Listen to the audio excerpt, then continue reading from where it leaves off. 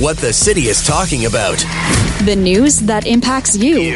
Welcome to the Montreal Now podcast. With Aaron Rand and Natasha Hall. Welcome to the week that was here on the iHeartRadio Network. I'm Aaron Rand along with Natasha Hall. And here are some of the stories we'll be taking a look at this week. Most of us, it turns out, tend to eat the same type of foods on a pretty regular basis.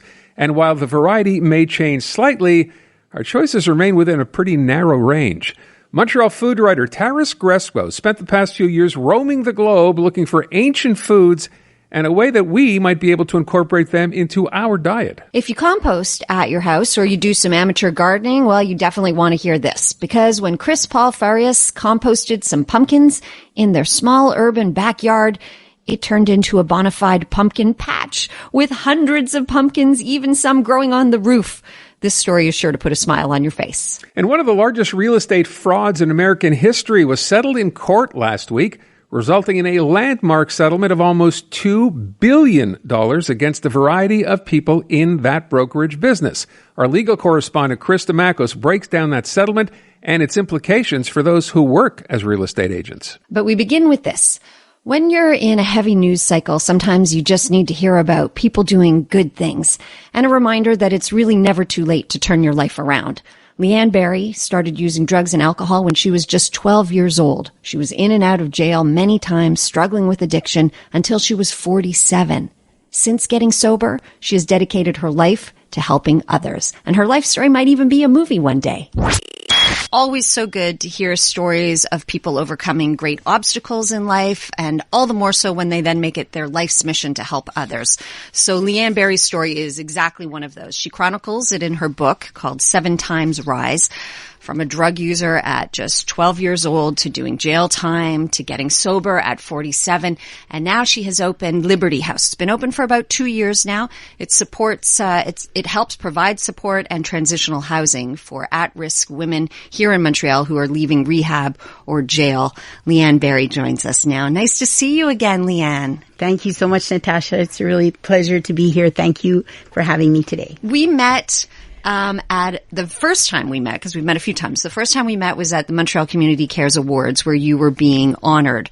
That's quite a few years ago now, and your story just kind of continues to evolve. But let's go back to 12 years old, when you first started drinking and doing drugs, and things just got worse from there.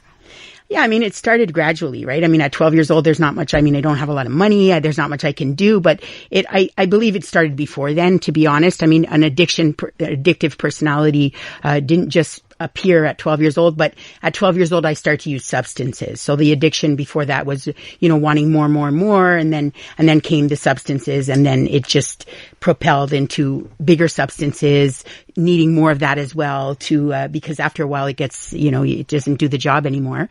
So, it just led to other things and more serious drugs, and then more serious crime because the drugs cost more money. And so, it evolved into like snowball. Snowball effect. And then it was just a cycle.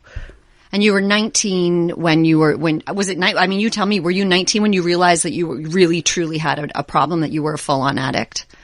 No, I didn't realize at 19, but that's when I went into full-blown, because I started to use harder drugs, right? Okay. So that's when I went into full-blown, not caring about anything, and, consequences didn't matter, and, just doing whatever it took, right, to get high. When you look back at that time now, I mean, look who you are, Liane. You're so amazing, and you've done so much. Does it almost seem like that was someone else?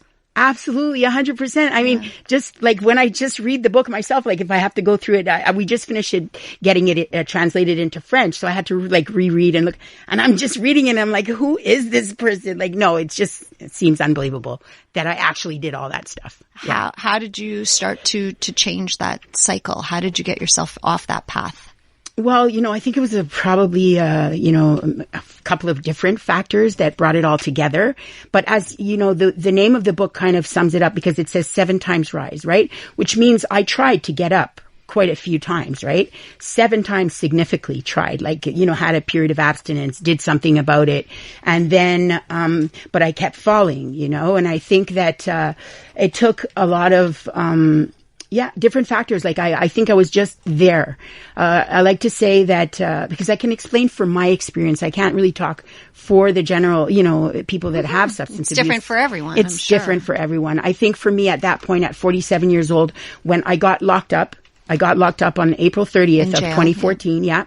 And I woke up in jail the next day and I was just like, okay, like this is it, I got to try something different. I can't do this anymore. And something switched and I started to put all of the energy, all of the, street smarts and all of that perseverance. And, I put it into recovery. At that point, it started that day that I started to put everything into recovery on May 1st. And then that snowballed into where I'm at today. I'm curious when you say it was that experience, that waking up in jail that next day, that basically began turning everything around. Had you never, ever been incarcerated up until that time? Never spent any time in jail? I had spent so much time in jail. Why then? Then why then? I mean, that's the thing. That's the thing, Aaron. How can I explain why then? Everything came together. It just it was that time. Sometimes you hear this in recovery from addiction circles, like an alcoholic's recovering is like, when it's your time, it's your time. And that was my time. And if as long as I live, there's hope that I'll get my time. So that's the thing is I lived many years of it, right? At 47 years old, I'm like, okay, this is my time, and that's basically what happened. And then I started to, like I said, put everything that I was doing before, all the manipulating and the this and that and the energy and the time. And then I put that into recovery and that's what propelled it. And along that road to recovery, did you have moments when you were like, as much as you put all your energy into it, that you thought, you know what, I don't know. I don't know if I'm going to make it. I don't know if I'm doing enough. If I'm ever going to get to the point I want to get to. 100%. I could never have imagined that this would be my life today. Never. When I got sober in 2014, I never thought this would be what it would be. Even when I met Natasha in 2018, I had no idea it would turn into this. Yeah. And looking back on it now, it turned into this and all that you're doing and writing a book and being so busy and talking to others. Is this kind of where do you go from here? Yeah. Is this what you want to keep doing? There's still more to go. I mean, I'm gonna get this story out there. I want to break the stigma. I want people to know that it's possible for people to recover no matter how far down they fall, no matter how many times they fall. As long as there's life, there's hope. And I'm gonna keep on putting the message out there. I want to get my story on the big screen, TV series, movie, something, get it out there so people know that it is possible. I saw this, I was watching this, TikTok video or whatever of Ryan Reynolds and he's like, oh yeah, so he was talking about superheroes and making a TV show about superheroes. And I said, well, what about a real life superhero? Like, let's make a show about that. And I mean, I'm not just talking about myself. I'm talking about real people from Montreal, from NDG, from our circle that have overcome challenges that we can't even imagine. So my challenge was that substance abuse. And now I can, transfer that experience onto others. But, let's get it out there because a lot of people think that when we go to rehab, that's it. There's the solution. They're going to go to rehab. They're all better. And that is a Band-Aid. That is taking us away from the substance, but that is not giving us the work we need to stay on track, and stay sober. So it's just the first part. Yeah. It doesn't do the trick. And so Liberty House kind of helps bridge that, right? So women are coming, they're at risk, they're coming out of jail or rehab, and then Liberty House kind of helps them ease back into society and set them on the right path. Well, what kind of work do you do at Liberty House? That's exactly what it is, Natasha. It's exactly that. Beautiful. It's because, like I was saying, that when we go to rehab, we get taken away from the substance, so we have a chance to clear our mind a little bit. Things get better, maybe we don't owe so much money anymore, and we eat properly. And maybe do a little exercise. But it's not the real world. That's it. So we get healthy there and we start to feel better. But when we have to get back in the real world, I didn't know what to do, in the real world. I was just like, because everything I did before, I can't do it anymore. So what am I supposed to do? Right. So I needed that extra support and guidance so that I could stay sober. And that's what reintegration is about. So at Liberty House, we have all the services in place. I haven't had a client yet or a participant in our program that has asked or said they have an issue that I couldn't refer them somewhere. Amazing. Yeah. Liane, it's so great to see you again. So Liberty House is the house, is the place that's helping women. 7 Times Rise is the book. If people want to know more information, your website is probably the best place to send them, LianeBerry.ca. It's BERRY. You're amazing. Keep up the great work. Well, thank you so much for having me. Thank you so much for coming in and sharing that story. And I hope it helps some other people out there hearing this perhaps from you. So inspiring, I think, to say the least. Thank you so much. Informative. Interactive. And always interesting. This is Montreal Now with Aaron Rand and Natasha Hall. Most of us, it turns out, tend to eat the same type of foods on a pretty regular basis. And while the variety may change slightly, our choices remain within a pretty narrow range. Montreal food writer Taras Gresko spent the past few years roaming the globe looking for ancient foods and a way that we might be able to incorporate them into our diet. Our guest is Taras Gresko, who's in the studio. First of all, welcome. Thank you for being here today. We appreciate you coming in. Yeah, nice bike ride down today. A little chilly. Ooh, I bet. Hope you had a toque. A helmet. You're wearing a helmet, right? Yeah, well, that's a whole other discussion. But I was wearing a toque. A toque at least? Okay. So you have a brand new book. You've done, how many books have you done? Is this 7 nonfiction books? It's the 8th. Wow. Yeah. Wow. Number 8 with a bullet. You're busy. Unreal. So this one is called The Lost Supper, searching for the future of food and the flavors of the past. So we were just chatting while we were doing the news here. And this is all about diversity and the fact that we lack so much of it in our diets here in North America. Is that the basic premise? Yeah, not only in North America, around the world.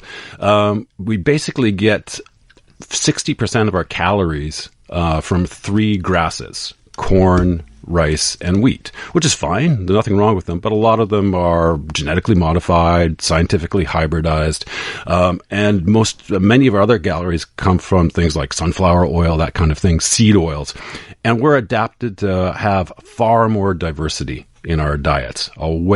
Back in our hunter-gatherer days, we were kind of browsing on just about everything. We were omnivores, of course, and although it looks like there's tons of diversity in the supermarkets, when you go to a Whole Foods or something like that, or and you look on the shelves, you're seeing things imported from around the world. The fact is, when you break down what people are actually eating, not much diversity. A lot of it is industrially made. So my challenge in this book was to go around the world and look for lost and ancient foods that give us some kind of clue to how we could eat better in the future. So I have 2 questions. Number one, as soon as I hear someone say genetically modified or industrialized, whatever, and I understand the association is that's bad. And I'm wondering, why is that generally necessarily bad? Just because we've taken something like a grain and modified it to give us more of the grain, it grows faster, we have more, it becomes more readily available. Why, in your opinion, is that bad just at the get-go?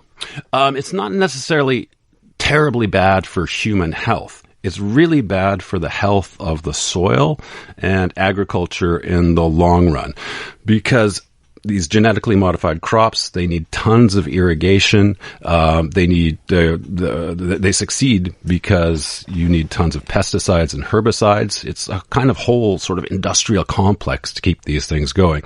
And in the long run, that's leading to depletion of the soil. And we're heading to a big global crisis because of that.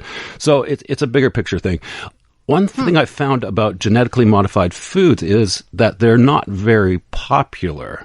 I mean, we've had them for 20, 30 years in North America, and people don't really want to eat them.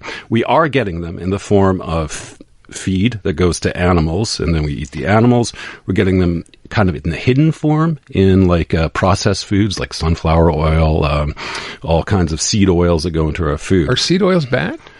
I'm not a big fan of seed oils. They're heavily refined. So things like canola, sunflower, that kind of thing. I'm all about the fresh fruit juice, which is olive oil. I'm starting to think, remember the ad, sunflower oil, little sunflower, how healthy this was, how great it was? Well, this is what I'm wondering. How did we end up where we are? And is it marketing must play a huge role? The need to feed the planet has to play a huge role. But It sounds like way back when in the hunter and gatherer days, when we just had to eat what we could find, it was actually better. Yeah. And I mean, I'm not saying that we can go back to those days. We've had these 3 agricultural revolutions, the Neolithic, the Industrial, and now the Green. It's impossible to go back.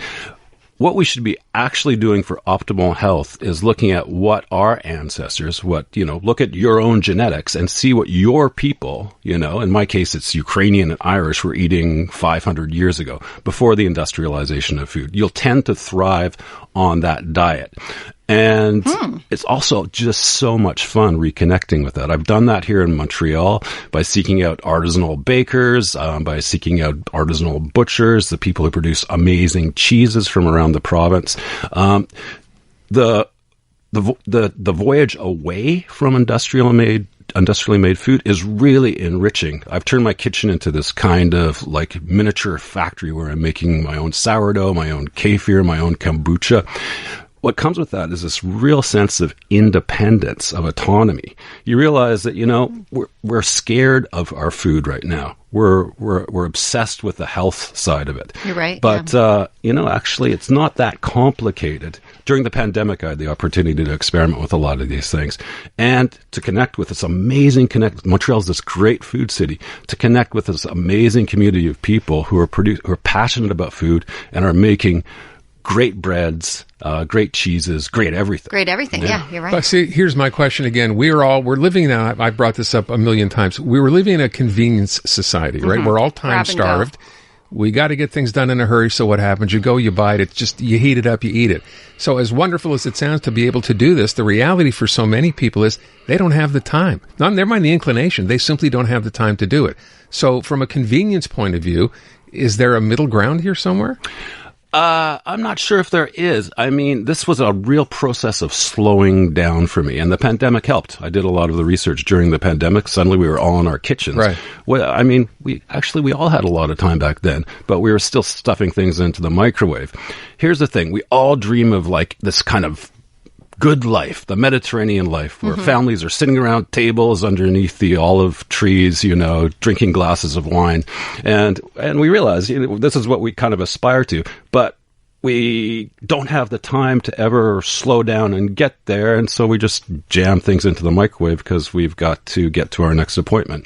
Maybe part of the process is slowing down a little bit. And a really amazing way to do that is through just figuring out where your food comes from, making a little bit of food for yourself, a little bit at a time. It can just be like starting with your balcony, garden here, because we're here in Montreal, and working that, putting one foot in front of the other. It is amazing how gratifying that is. Like if you just grow a few cherry tomatoes, or like I have a basil plant that's thriving and I'm all like, look at me. Like there is something, I feel like it's in us. It's just in us to want to do that, to make our own food, to grow our own food. I'm curious for you where this all started. Like where did this passion come from? Because it's kind of unusual. The idea for the book came, I'm a travel writer, a food writer, and I was in Greece. I was on the Pangaion Hills north of Thessaloniki, and this vintner brought us this amazing glass of rosé,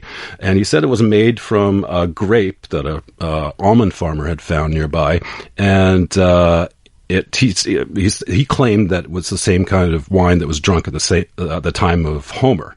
Wow. So 2,500, 2,800 years ago, and that kind of planted a seed in my head, because all of a sudden we have these archaeological and analytical techniques that allow us to look at the remains of food and recreate them. So I was like, can we actually taste the past? That was the beginning. So I went to Spain to track down this ancient Roman fish sauce called garum. I went to Turkey to find this plant called silphion, which was a staple of the ancient world. And through telling all these stories, I educated myself about creating my own food at home. And it turned out to have just been a really life-enriching experience. So is all this in the book? You recount all this in this particular book? Yeah. Okay. Yeah. The Lost Supper. I wish we had more time. Yeah, me too. It's fascinating. This is why we had you back on. Last time we talked about bugs and eating bugs, and we're like, well, there's way more to talk about with you. Yeah, so bugs are one meal in the book, but not the ultimate meal. So the book is called The Lost Supper, Searching for the Future of Food and the Flavors of the Past. The author is Taras Gresko, our guest. I will thank you for coming in. And I would ask you just before we hand off here, you eat no processed food? Do you go out of your way to avoid any kind of processed food? Full disclosure, it was Halloween last night. That doesn't count. I took my kids out. We have bags and bags of processed food at home right now. No, of course, I am not a saint. I'm a sinner, and I live in the real world. I live in Montreal, which is a cold city. So I do eat processed food. But my staples, like the bulk of my calories now come from the bread I make myself, the yogurt I make myself, the kefir, etc. I want to see the book. I want to find out more. We got to get the book, we'll have you back again, Taras, thank you so much for coming in. Informative. Interactive. And always interesting. This is Montreal Now with Aaron Rand and Natasha Hall. If you compost at your house or you do some amateur gardening, well, you definitely want to hear this, because when Paul Farrias composted some pumpkins in their small urban backyard, it turned into a bona fide pumpkin patch with hundreds of pumpkins, even some growing on the roof. This story is sure to put a smile on your face. So listen, I'm not sure if this is a dream come true or more of a nightmare. Imagine your tiny urban backyard being completely overgrown. I mean, totally and completely taken over by pumpkins. Because that's what happened to Paul Farrias when they composted pumpkin seeds in their garden, and then it went a little crazy from there. Chris joined. Like they got 2 or 3? No, 200 or 300, I think. But we'll find out more. They were growing like up the roof, basically up the side of the house and on the roof. Nice touch. Paul Farrias is an Ontario resident, also a content producer, and now I think the proud owner of over 300 pumpkins, but we're going to find out more. They join us now. Thanks for your time, Chris. Thank you, and happy Halloween. Happy Halloween to you, too. So take us back to this moment where you're like, hey, I'm just going to compost these pumpkin seeds. What could possibly go wrong? Yeah, that happened last spring. I grew a couple pumpkins, and I loved them so much. They have, like, huge leaves and all of these vines, and they're so pretty. And I thought, I'm going to do that again. And, they're going to bring me some happiness, because I get I have, seasonal affective disorder where, the fall becomes very sad for me. And I was like, okay, maybe this will bring me some happiness. Yeah. So I composted those 4 pumpkins, and I also planted some other pumpkins. And I didn't realize that after I spread the compost throughout my yard, all these little plants started to come up in my rose garden, in where my lettuce was. And I was like, what is this? And I was like, oh, no, I forgot to take the seeds out of the pumpkins when I composted them. So they took over my entire yard. And my husband was like, we can just pull them. And I'm like, no, don't touch them. Let's see what happens here. And what did happen? The question, did you have any inkling of what you might be doing, other than assuming you might get 2 or 3? Did you kind of back your mind think this may get out of hand or not? Oh, for sure. I thought this, but like, what could possibly go wrong, right? Yeah. They're just pumpkins, but they did actually start to overtake my backyard. I don't have a big backyard, and they started to climb up the side of my house, and they were on my roof. And my husband was like, you know what? Maybe they shouldn't be on the roof because they could wreck our shingles. And I was like, just let it happen. Let's see what happens. And I actually got some pumpkins growing up on our roof, which I thought fantastic. They were growing up my trellis. They grew into the neighbor's yard and up their tree. Like these vines are like 20 feet long, some of them.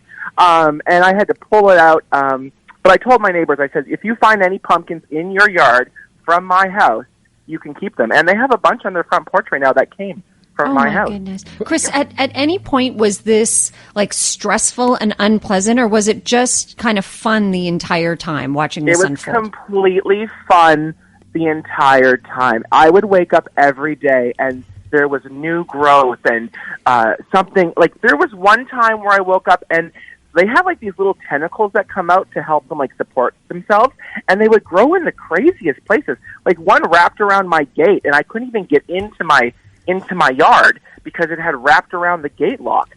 I had to cut that to get in. It was exciting, and it was like, oh, this is an adventure. I mean, what, exciting enough that you're going to want to do this again, or was it a one-time thank you, we're done? Oh, no. I'm definitely going to be doing it again. I think I understand how the pumpkins think now. I understand them better. You obey them? You obey the pumpkins. Yes. They are now your leader. Overlords.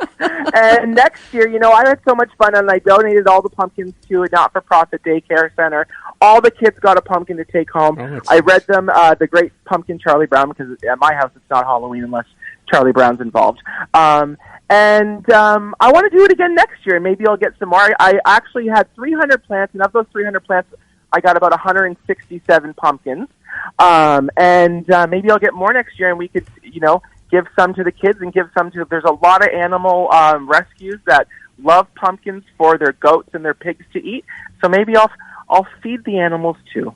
So this is an ongoing... You didn't ask the question, Natasha, that I'm sure you have to deal with. You've discussed this before. I mean, I'm going to guess you have the most popular house with squirrels of any house on your block. If you want to get squirrels out of your yard. I have tried every single thing, and I know what works. And do you know what works? I know what works here. What works for you? You tell me, because I've had the same problem. I've tried everything. I have tried everything. You take a cheese grater and you grate Zest, the soap. You know what? Zest? No. Yeah. Soap? Zest. I've never heard that one. Spread that in your garden, and they will not. They hate the smell of it. I think it's probably the mint, but like I've tried oh gosh, everything. Squirrels are just. It sounds like first of all, you have a fabulous laugh. Second of all, it sounds like you've got a step up on the pumpkins may be your overlords, but you've got a heads up on the squirrels, because I'm losing the battle to the squirrels here unless I spray Critter Ritter, which is, yeah, that stuff's good too.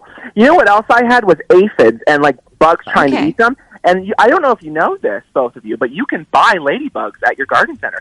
I bought 1,500 ladybugs and released them in my yard, and they ate all of the aphids. This is amazing. Okay, Natural pesticide. Hold on, I still don't know. Do squirrels eat your pumpkins or not? No. Oh, they did not. No, they would not allow it. They don't like. I'm sure they love it. Because of the zest. The zest. Okay. Come on, Aaron. I'm sorry. I haven't had that problem in my garden since I don't have a garden. I have gardening tips. Follow me on TikTok, Chris Paul Rainbows. All my gardening tips are on there. You can find out about squirrels and pumpkins. So that was my next question. You are a content producer. So has anybody accused you of saying oh no, this definitely was done on purpose to kind of generate content? Actually, you're the first person to say that. I generate different kinds of, I'm not a professional gardener or anything. I do a lot more of educating, specifically within the 2S LGBTQIA plus community. Mm-hmm. And this was just a happy accident that I posted the first video and it got 1 million views, and I was like, oh, people really like this. Let's keep going with it. I love it. I love this story. Did you bake any pumpkin pies, or will you? No, I didn't, but I made soup. I'm a soup person. I love all soup. Yum. It is soup season. I made a pumpkin soup that was amazing. By the way, these pumpkins that grew, am I right? Were they gigantic? Or are they all different sizes? I mean, what did you end up with? They're all different sizes. I had some that were probably about 75 pounds. All the way to little tiny ones that were so cute. That's okay. Yeah. All right.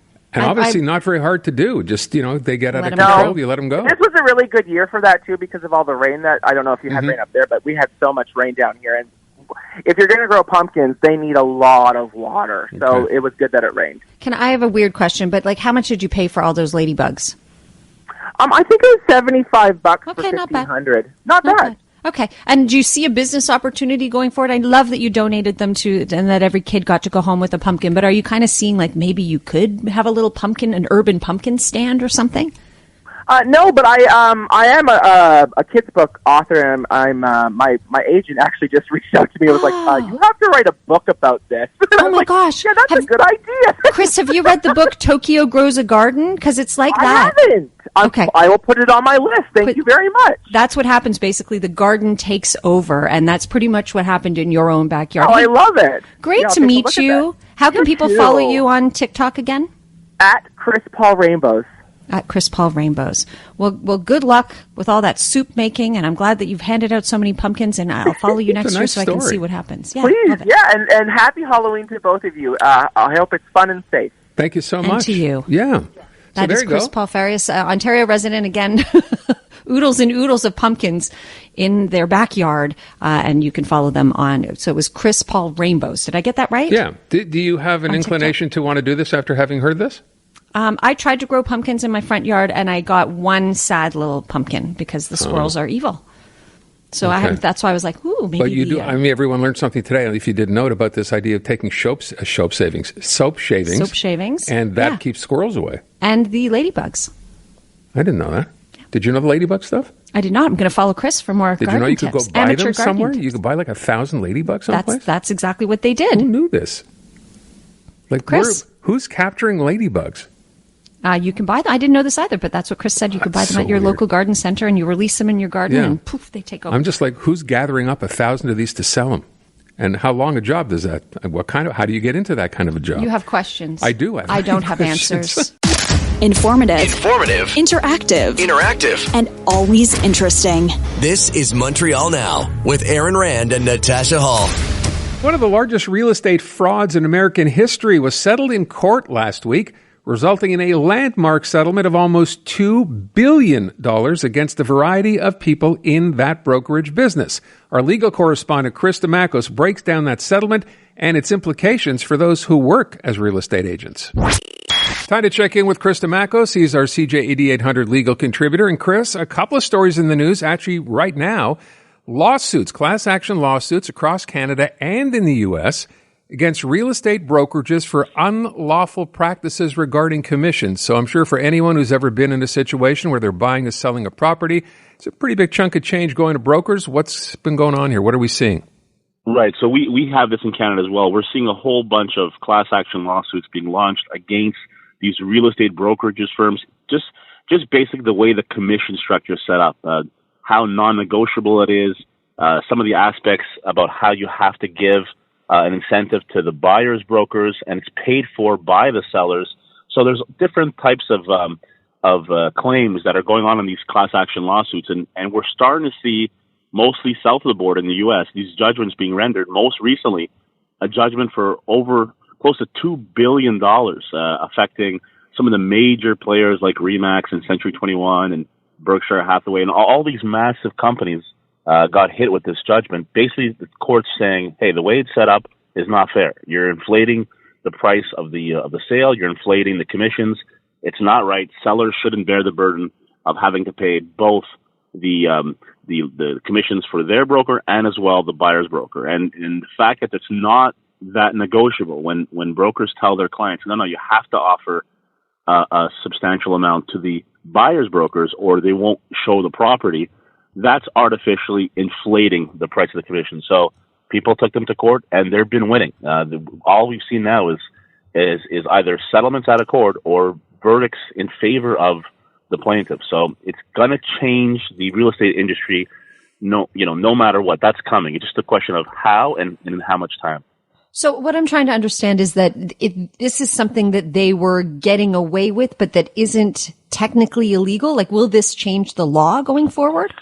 Yeah, that's a good question. So it was technically not illegal, but I mean, in the sense that there was legislation that allowed real estate brokers and brokerage firms to be able to demand what they're demanding. That being said, courts have reviewed that legislation and saying that's not fair. It's not fair the way it's set up. There's placing undue prejudice on the plaintiffs, the sellers. They're having to pay, with home prices being where they're at. If you go back 30 or 40 years and someone asked for 5% of a home that was selling for $40,000, it was a lot different than someone who's selling their home now for $800,000 or $900,000, and you want 5%. It's a lot more money, especially if you have to pay for 2.5% to the buyer's brokers who, with all the technology we have today, there's the buyers are the ones who are looking for their own properties. It's just at the very last minute they have people who come in and help them obviously with the transaction. But so that being said, from a legal perspective, they're saying that way it's set up, the infrastructure that's set up, is not fair, and that has to be basically reviewed and amended. So it takes time to answer your question between when that happens and when the law reacts. It's going to take some time, and until then, we're just going to keep seeing lawsuits and verdicts. And some of the companies are going to be proactive and make some changes. Others are going to try to squeeze everything they can out of the current circumstances to get as much money as they can. So there's no question changes on the way. I want to point out something else, at least with respect to the U.S. decision, and that's a giant decision. I think it was $1.8 billion lost by these real estate companies. But when you're a real estate agent, if you belong, right, and you have to pay to belong to one of these companies, right? You're one of their brokers. You pay a fee every year. Do you have recourse against the company if something like this actually comes up? Yeah, well, if part of I haven't read all of it. So when you have a judgment, basically there's going to some orders are going to come down as to how that judgment is going to be executed, and they're going to hire a firm to actually handle the class action. But in that process, if you are an individual real estate agent who's part of one of these brokerage firms, and the language of that judgment suggests that you have to give back some of your commissions, which I don't think is the case. But if that does happen, then yeah, you would definitely have a claim against the brokerage firm which you have a contract and who you pay fees to. So that's all going to happen. What I think we're going to see short term is we're going to start seeing some of these massive brokerage firms amend how they operate and offer alternatives, right? So they're going to try to mitigate this and try to be proactive before the actual laws start coming down and before the actual, the real estate boards in each province and in each state starts taking matters into their own hands. We're going to start seeing them be more proactive, which all these other companies that, these self-home sales, you hear about them all the time. They advertise, you pay a flat fee and you sell it yourself. They're loving this stuff because, this is only going to push more clients towards them. They're very happy with the results of these types of judgments. By the way, it might be worth sort of pointing out the fact, having been through this before, you're always, I guess, as a seller or a buyer here, more as the seller because they're the ones paying the commissions on a sale, but you can negotiate with an individual broker, right? If the rate is going to be 5%, you can ask for 4%. You're not necessarily going to get it, but people I know do that. Right. And one of the key proponents of this judgment was saying that when a seller would try to negotiate and say, okay, well, why do I have to offer 2.5 to the buyer's broker? Why can't we do 1%? Or why can't we do 0.5? The response was always, well, the brokers are not going to show your property. Right. So it's either you pay this fee or your property will not get shown. It's almost as if you're forcing the seller, and that was one of the major points of this judgment, saying you're forcing the seller to pay the 2.5 to the buyer just because if they don't, their property is not going to get shown. And that's it's on its face. You can tell that rings the bell of maybe unfair practice. So there's going to be changes, and no question about it. But to answer your question, you can negotiate. But in the past, when people have tried to, they were faced with the response of, well, you sure you want to do that? Because the broker that I work with, they won't show your property if you're only offering 1%, right? Which I suppose, that didn't matter that much when things were completely crazy, right? Because people were properties were selling over asking, but now everything has calmed down. So I would imagine it's a different situation.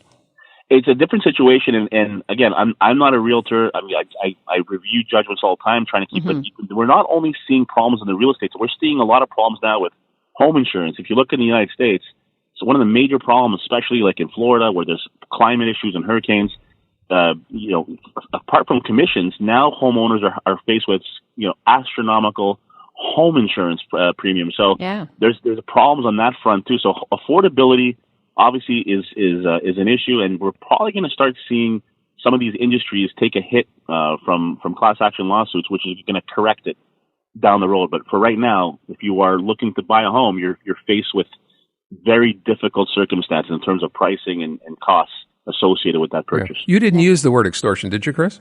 No, I'm just checking. No, I wanted to make sure there. No, we just thought that. Okay, because I'm thinking, when you describe a situation where, if you don't want to pay the freight, sorry, we're not going to show your home. That's in a sense, that's pay for play. If you don't want to pay, I'm not going to play, and that's bad. Yeah, and I didn't say that, and even though you just said that, that's exactly what the court said. The court gave that summation in a sense that they're like, if you do it like that, then it's not fair, and that's almost like, an extortion. But I didn't choose that term. Nor did I. I don't remember saying that at all. Chris, thank you so much. Thanks, guys. Appreciate it. Chris. Talk to you next week. Bye-bye. That wraps up another edition of The Week That Was here in the iHeartRadio Network. I'm Aaron Rand, along with Natasha Hall, and we will see you next week. Have a wonderful week. This has been the Montreal Now podcast with Aaron Rand and Natasha Hall. Listen live on your radio weekday afternoons from 2 to 6 on CJAD 800 or through the iHeartRadio app.